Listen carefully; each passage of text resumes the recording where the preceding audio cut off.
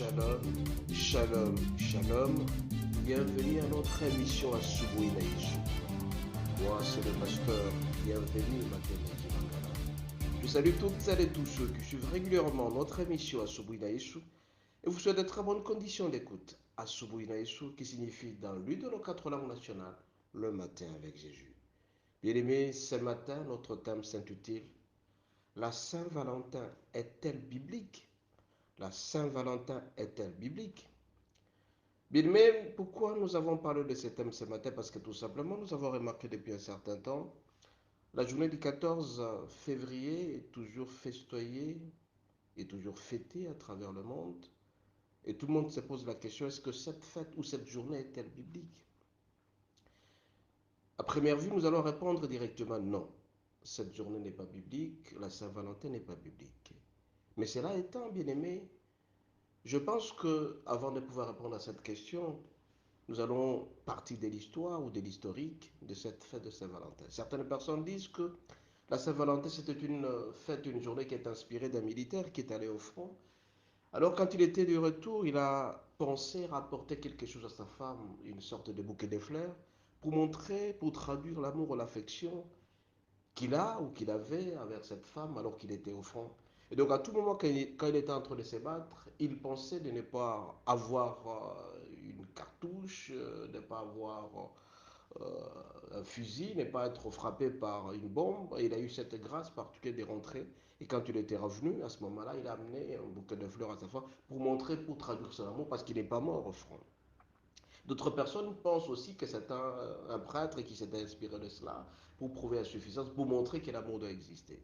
Mais toutes ces considérations, bien aimées, ne peuvent pas nous écarter de la Bible. Ainsi donc, nous allons lire à cet effet Éphésiens 5 du 22e jusqu'au 26e verset. Nous allons lire au nom de Jésus.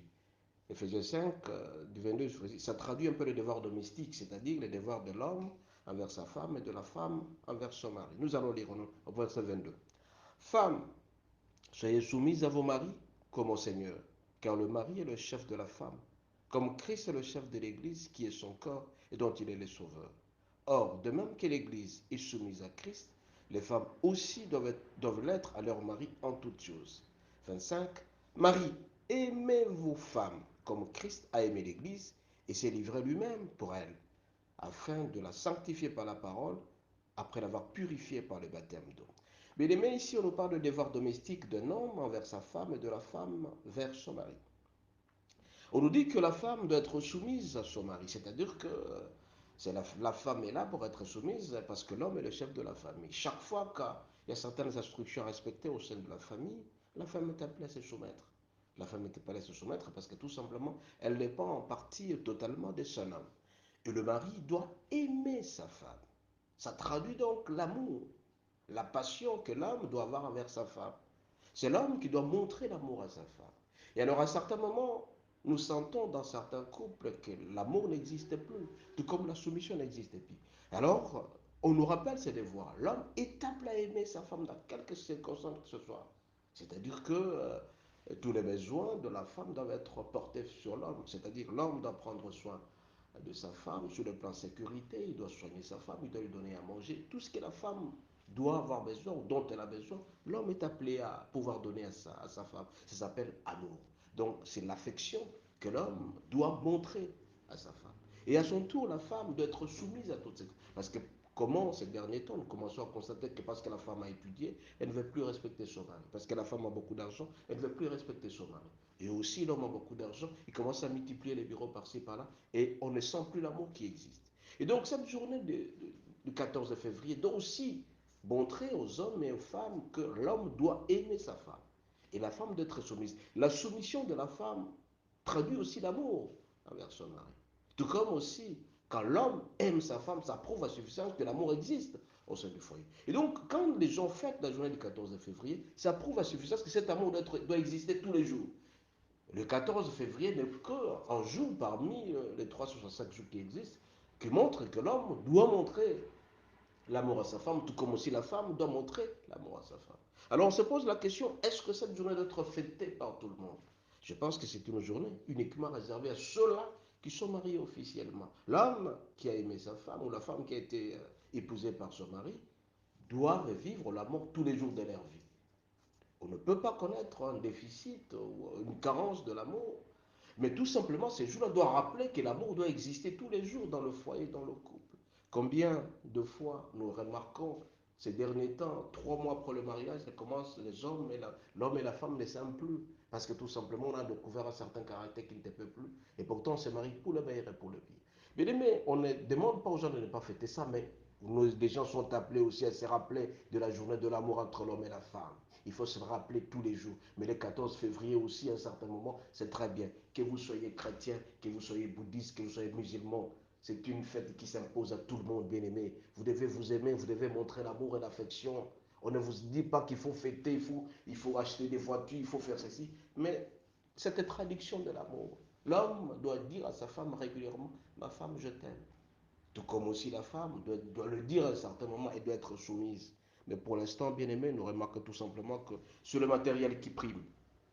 L'homme ne peut être aimé par sa femme que si jamais l'homme a de l'argent. S'il n'a pas d'argent, la femme n'est plus soumise parce que l'homme est un piqueur.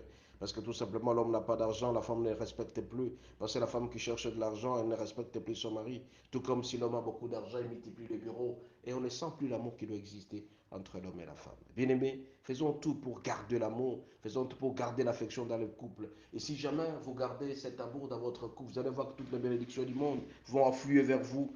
Aimez-vous les uns les autres, bien-aimés. Quand l'homme aime sa femme, il verra que ses bénédictions vont augmenter. Quand la femme est soumise, on verra que la bénédiction va augmenter dans le foyer. Bien-aimés, faisons tout pour maintenir l'amour dans le couple. Faisons tout pour maintenir l'affection et la soumission dans le couple. À ce moment-là, le Seigneur sera toujours avec nous. Le Seigneur est toujours du bon côté. Quand tu as la paix, le Seigneur est là. Quand tu as la joie, le Seigneur est là. Et donc l'amour traduit aussi la joie entre l'homme et la femme.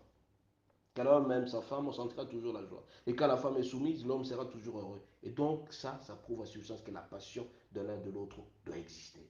Bien aimé, la journée du 14 février, ce n'est pas biblique, mais je demande quand même aux gens de pouvoir fêter et de se rappeler l'un à l'autre que l'amour doit exister et l'affection doit exister. Que vous soyez musulman, que vous soyez bouddhiste, que vous soyez chrétien, que vous soyez n'importe qui, mais traduisez l'amour si vous êtes marié dans votre couple. À ce moment-là, les bénédictions vont affluer vers vous. Et vous serez des hommes et des hommes et des femmes heureux. Et vous serez heureux. Parce que la Bible est claire. Marie, aimez vos femmes comme Christ a aimé l'Église et s'est livré pour la parole. Femmes, soyez soumises à vos maris comme au Seigneur. Alors, la soumission, ça traduit l'amour.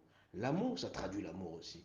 Alors, si les deux éléments sont là, et la soumission et l'amour de l'homme, ah, bien aimé, vous allez voir que toutes les bénédictions seront toujours de votre côté. Mais si jamais si ce deux n'existe pas, ce sera de querelle en querelle. Et quand tu as des querelles en querelle, c'est la malédiction qui va suivre, ce sont les maladies qui vont suivre, et l'argent disparaîtra.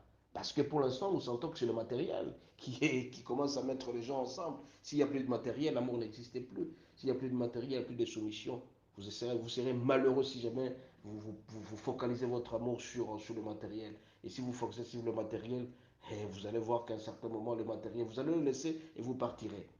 Raison pour laquelle ce matin, bien aimé, juste vous rappeler que l'amour doit exister dans le couple et la soumission doit exister. Et si tout cela existe, vous allez voir, beaucoup de couples aujourd'hui sont heureux parce que tout simplement, l'homme aime sa femme et la femme est soumise. Et ce sont les bénédictions qui vont accompagner. Vous devez vous entendre dans le couple. Et quand vous vous entendez, vous allez voir que le Seigneur sera toujours de votre côté. Et toutes les bénédictions vont affluer vers vous. Et vous serez des hommes et des femmes heureux dans votre vie. Soyez bénis et à la prochaine.